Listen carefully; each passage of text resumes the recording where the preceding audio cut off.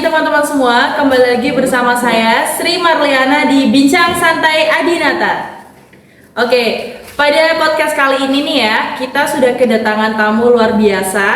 Kemarin kita udah kedatangan ada Wadek 3, kemudian ada juga Ketua Dema periode 2023. Nah, yang sekarang ini ada mandataris Ketua Dema 2024 yang sudah terpilih di pemilu kemarin teman-teman. Oke, kita sambut dulu, ini ada Mas Muhammad Helmi Soleh. Selamat pagi. Selamat pagi.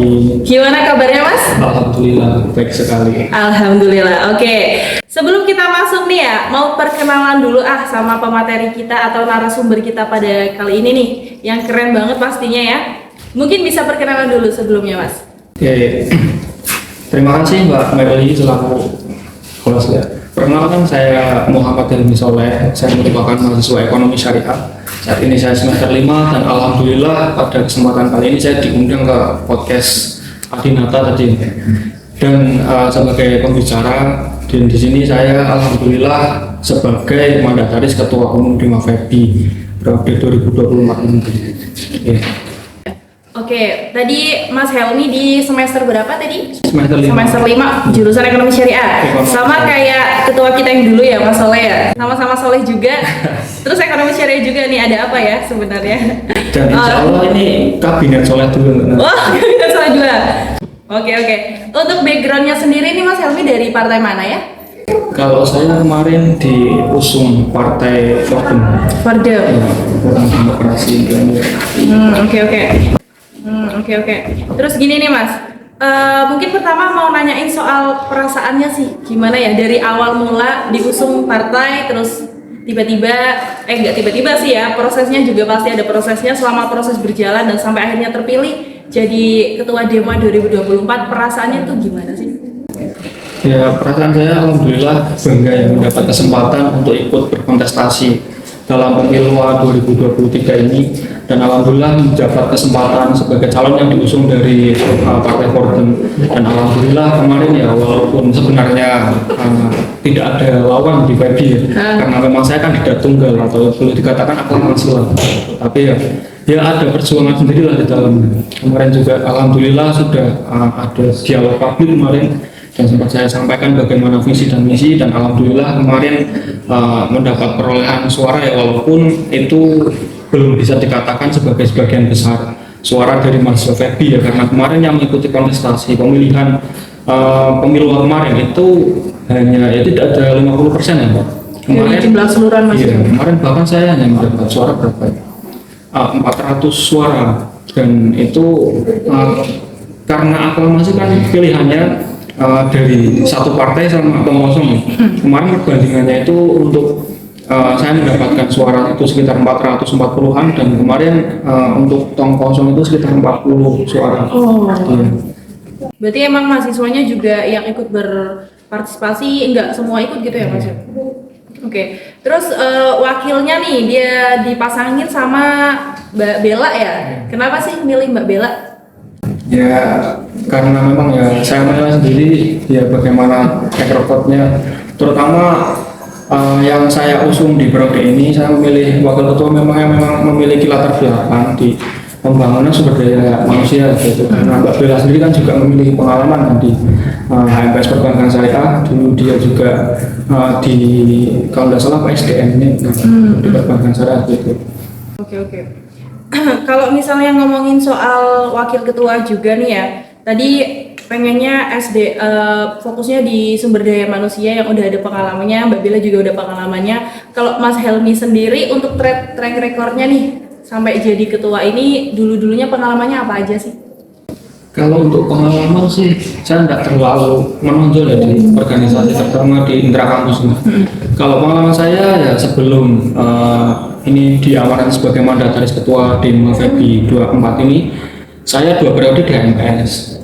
Kemudian juga alhamdulillah saya juga mengikuti organisasi di ekstra kampus ya, di HMPS 2 periode. Kemudian saya juga alhamdulillah sebagai award di beasiswa Bank Indonesia, jadi saya juga ikut ke dalam komunitasnya, itu ada Genbi Tegal. Mungkin track record saya tidak terlalu bagus lah terkhusus di organisasi intra kampus. Tapi berkesinambungan juga sama posisi yang sekarang ketua? Ya untuk kesinambungannya ya relate lah ketika dikatakan berkesinambungan atau tidak ketika alhamdulillah ini menjabat sebagai ketua. Sebelumnya udah pernah jadi ketua juga berarti? Sudah pernah. Di mana itu? HMPS Ekonomi Syariah. Oh, berarti emang udah pengalaman ya? Iya. Oke, Masya Allah luar biasa. Mungkin emang ini udah tepat ya, kayak Mas Soleh kemarin juga dia pernah jadi ketua HMPS juga, sebelumnya pengalamannya juga udah pernah menjadi pemimpin organisasi gitu. Terus kalau ngomongin soal pemimpin organisasi pasti ada visi misi ya. Visi misinya apa nih? Visi misi sendiri kemarin sempat saya paparkan, saya menarik benar saja. Visi kami itu menjadikan Dema FEBI sebagai wadah unggul yang inspiratif untuk membentuk mahasiswa FEBI yang sebagai pemimpin di masa depan yang berintegritas, kemudian inovatif dan berkomitmen terhadap prinsip-prinsip ekonomi Islam. Kemudian misinya adalah mendorong pembentukan karakter mahasiswa FEBI, kemudian ada juga memfasilitasi pengembangan pemahaman mengenai prinsip-prinsip ekonomi Islam, kemudian juga ada menjalin jejaring dengan stakeholder yang ada di kampus maupun di luar kampus, kemudian juga ada memastikan bagaimana kesejahteraan masyarakat di FEBI yang tentunya juga tendensius terhadap fungsi advokasi. Kemudian yang kelima bagaimana memberikan contoh atau perilaku yang baik lah untuk menjadi percontohan bagi mahasiswa FEBI sebagai organisasi mahasiswa, khusus kita yang menaungi di tingkat fakultas. Oke. Terus kalau dilihat dari visi misinya ini nih, poin utama yang pengen banget ditekankan di periodenya Mas Helmi itu apa? Oke, poin utama yang akan ditekankan di periode Dema FEBI di 2024 nanti ya. Karena dalam pembentukan visi misi saya juga melihat bagaimana tugas pokok dan fungsi dari Dema FEBI sendiri yang terintegrasi ke dalam 3 tupoksi. Itu ada fungsi pelayanan, kemudian ada fungsi pemberdayaan dan fungsi pembangunan. Nah untuk fokusnya sendiri, karena memang tupoksi ini sesuatu yang luas ya, untuk maksudnya dioptimalkan secara langsung dalam satu periode yang hanya 1 tahun. Maka dari itu Dema FEBI 2024 ini mencoba mengambil skala prioritas, tentunya tidak mengesampingkan 2 fungsi yang lain. Dan di 2024 ini kami fokus pada pembangunan sumber daya manusia yang kami klasifikasikan menjadi 3. Pertama adalah pembangunan sumber daya manusia yang memiliki karakter integritas. Nanti konkretnya misalkan melalui pengkaderan, kaderisasi, nanti pembentukan leadership integrity selain untuk membentuk masyarakat FEBI yang madani, yang berpegang teguh pada nilai-nilai dan norma-norma dan hukum yang tentunya dilandasi dengan ilmu pengetahuan, kemudian juga keimanan dan teknologi yang berperadaban. Tentunya kita juga mencoba membentuk karakter pemimpin atau kader bangsa di masa yang akan mendatang, mengingat kita juga memiliki fungsi sekunder sebagai agen of change, agen moral force dan yang lain-lain. Kemudian poin yang kedua yang akan kami tekankan di sini adalah pembentukan sumber daya manusia yang inovatif melalui penjaringan, kemudian pemberdayaan dan pembinaan minat bakat. Yang tentunya di periode 2023 sendiri sudah tidak asing mengenai pembinaan prestasi seperti itu. Dan untuk di 2024 nanti kami akan mencoba membentuk sistem yang lebih efisien lagi, dan diharapkan nanti outputnya juga bisa memberikan prestasi yang lebih bagi fakultas, terutama juga masing-masing prodi, apalagi akan ada penambahan 3 prodi baru. Nah kemudian yang terakhir adalah penanaman moral, bahwasanya yang diharapkan adanya pembentukan sumber daya manusia yang memiliki komitmen terhadap prinsip-prinsip ekonomi Islam. Itu nanti konkretnya seperti apa nanti akan melalui pola-pola pengkaderan. Oke, terima kasih Mas Helmi ya. Grand design-nya ini luar biasa ya. Kita bisa melihat emang dari pengalamannya Mas Helmi yang sebelumnya juga track recordnya di organisasi juga banyak, bisa melihat situasi dan kondisi apa sih yang dibutuhkan sama mahasiswa FEBI pada tahun ini dan juga untuk nanti tahun kedepannya pas Mas Helmi menjabat menjadi ketua Dema gitu ya Mas. Tadi jelasin juga soal HMPS nih ya, ada HMPS baru 3 HMPS yang digadang-gadang bakalan ada juga di tahun depan nih, periode depan.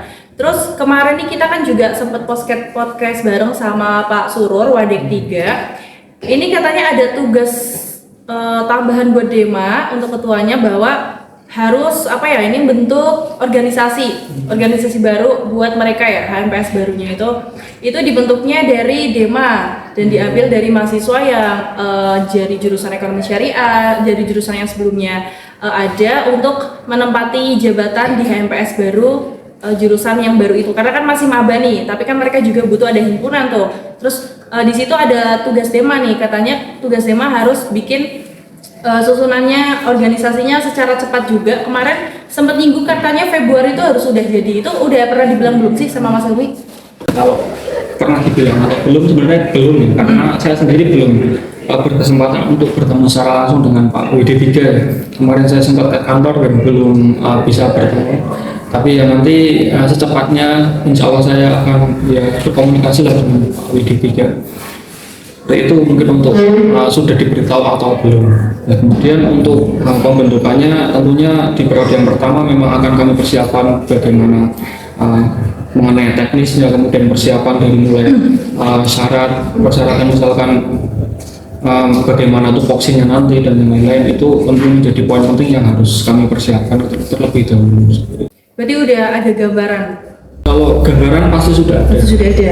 Berarti udah siap ya untuk membentuk organisasi baru di bawah DEMA gitu. Yeah. Oke, kita lanjutin lagi nih Mas soal DEMA FEBI 2023 ya. Mas Helmi kan sebelumnya jadi ketua organisasi di bawah naungannya DEMA FEBI. Itu melihat DEMA FEBI di masa kepemimpinannya Mas Ahmad Solehudin tuh gimana sih?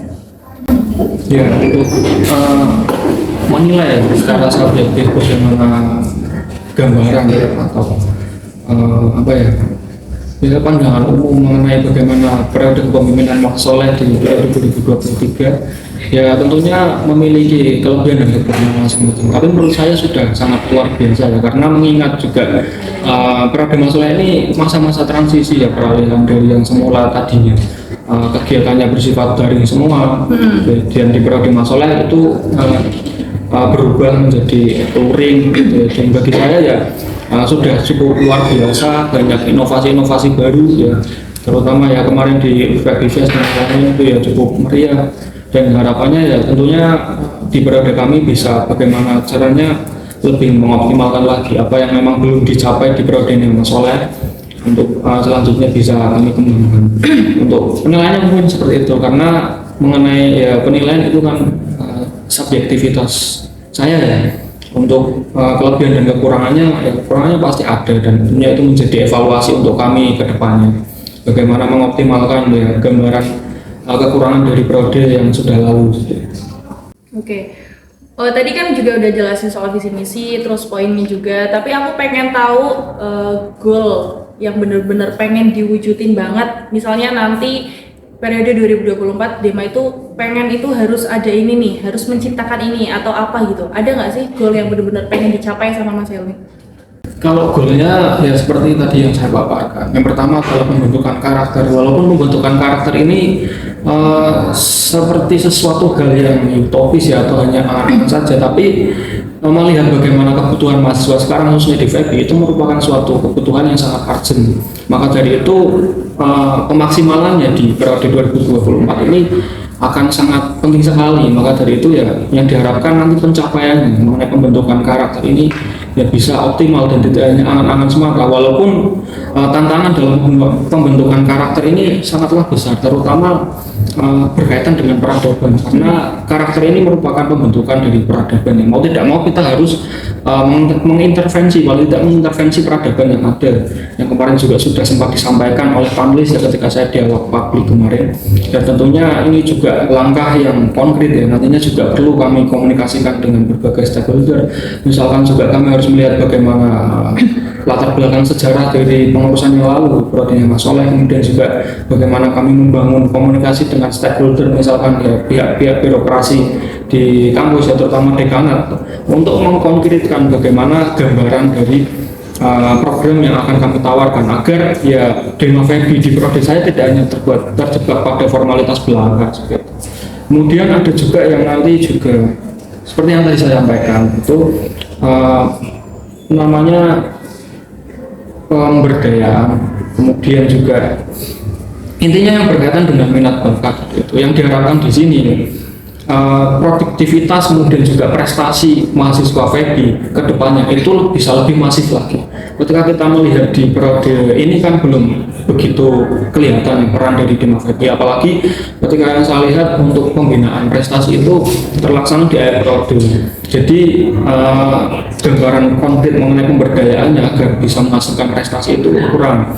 Jadi yang diharapkan ya di periode depan itu bisa berjalan dari awal bagaimana sistem yang kita rancang bisa berjalan semua untuk akhirnya nantinya bisa menelurkan bibit-bibit yang memang berprestasi.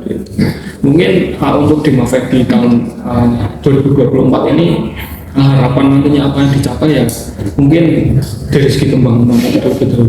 Untuk fungsi yang lain tentunya tidak akan kita kesampingkan. Kita juga ada fungsi pelayanan ya, advokasi tentunya di periode Mas Soleh juga kemarin ada dialog publik. Akan tetapi di periode ini karena memang eksekutif itu seharusnya menjadi hal yang rancu ketika ada divisi advokasi ya. Seharusnya kan itu lebih dinamis di lembaga legislatif. Nah maka dari itu bagaimana caranya kita juga membangun komunikasi nantinya dengan lembaga legislatif yang ada, SEMA FEBI, untuk kemudian berkolaborasi mengenai advokasi. Itu karena sebenarnya advokasi ini memiliki peran ganda di dalam pemerintahan student government. Di sini ada advokasi terhadap lembaga struktural kampus, birokrasi, kemudian juga ada advokasi terhadap student government itu sendiri. Akan tetapi memang advokasi terhadap student government itu sendiri belum berjalan sama sekali ya. Misalkan ketika Dima FEBI itu melakukan pelanggaran atau mungkin membentuk program kerja atau agenda yang tidak sesuai atau ada penyelewengan, seharusnya kan itu juga ada advokasi yang memang mengawal di situ. Tetapi kan karena tendensiusnya lebih ke birokrasi, mengenai advokasi terhadap lembaga itu belum, lembaga student government itu belum terlalu terlihat. Dan bagaimana caranya ya di periode ini juga meningkatkan hal itulah agar Dima FEBI itu juga ada oposisi ke depannya, tidak hanya ya sebatas menjalankan program kerja agenda, tapi juga ada yang menilai kami seperti itu. Jadi harapannya ada oposisi Dima FEBI itu gimana ini? Bisa dijelasin lagi? Ya, oposisi tentunya oposisi yang sehat yang dapat menilai bagaimana kepemimpinan Dima FEBI 2024 ya. Maka dari itu dibutuhkan oposisi yang sehat. Gitu. Kalau di periode ini dilihat sama Mas Helmi nggak ada oposisi kayaknya? Belum ada, karena memang fungsi advokasi itu masih rumpang gitu. Kebanyakan kan advokasi itu memang digencarkan untuk mengawal bagaimana kebijakan dari birokrasi kampus ya, misalkan entah itu dari pihak fakultas, kemudian pihak dari universitas mengawal trust isu yang memang sedang berkembang gitu. Mengenai advokasi terhadap Dima FEBI atau oposisi nyata untuk Dima FEBI menurut saya belum ada ya, karena mahasiswa memang masih ya tidak ada empati untuk ya keberlangsungan organisasi ini agar berjalan lebih baik gitu. Kalau Mas Helmi punya nggak sih inisiatif atau ide gitu buat para mahasiswa ini biar bersimpati sama organisasi, karena dilihat juga dari masa ke masa itu minat mahasiswa di organisasi kan kita tahu sendiri ya, naik turun tuh. Ada nggak cara tersendiri dari Mas Helmi? Ya, untuk cara tersendiri itu memang ya dari awal, terutama periode setelah COVID ini memang menjadi PR yang sangat berat untuk meningkatkan kembali imun mahasiswa terhadap pasif di dalam organisasi. Kemarin juga pernah sempat saya bahas kemarin pas dialog publik, bahkan ya artikel saya juga membahas mengenai itu kan. Artikel saya itu kemarin membahas mengenai meningkatkan hero mahasiswa era 1966, di mana 1966 itu mahasiswa masifnya untuk ya tidak hanya sekedar mengkritisi tapi benar-benar menjaga kedaulatan rakyat. Itu yang diharapkan kan hero-nya bisa tumbuh kembali ke dalam mahasiswa sekarang. Ya walaupun kemarin sempat mendapat komentar ya terlalu jauh mengambil untuk sekedar mengambil hero itu terlalu jauh, mengambil latar belakang era 1966. Nah, bagaimana solusinya untuk kami? Mungkin gambarannya ya bagaimana caranya untuk membuka ruang-ruang diskusi, kemudian juga lokakarya agar lebih masif lagi dan lebih interaktif dengan mahasiswa. Tentunya kemarin sempat saya aplikasikan dengan ketika di HMS Ekonomi Syariah, di mana kami juga membuka beberapa sarana-sarana diskusi. Itu kemarin ada Syariah Ekonomi Discussion, kemudian ada mahasiswa bicara gagasan, dan alhamdulillah itu partisipasinya peserta itu cukup alhamdulillah luar biasa, dan ketika kami menyelenggarakan kegiatan-kegiatan seperti itu alhamdulillah pesertanya tuh lebih dari 50 lah, dan itu menjadi Lebih dari harapannya berarti. iya, sesuatu yang luar biasa. Dan kunci bagi saya di sini mengenai bagaimana menumbuhkan kembali semangat mahasiswa untuk masif kembali dalam keikutsertaannya atau partisipasi terhadap organisasi. Itu bagaimana kita juga membranding organisasi ini, kemudian juga setiap kegiatan maupun entah itu program maupun agenda itu bisa menarik perhatian untuk mahasiswa FEBI gitu. Oke, terima kasih Mas Helmi.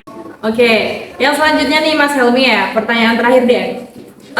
Kemarin tuh pas aku ngobrol di bincang santai sama Pak Wadik 3 juga sempat tanya soal perubahan status pengelolaan keuangan di institut kita ya, di institusi kita yang tadinya ikut negara, terus juga sekarang pengelolaannya mandiri atau BLO gitu ya.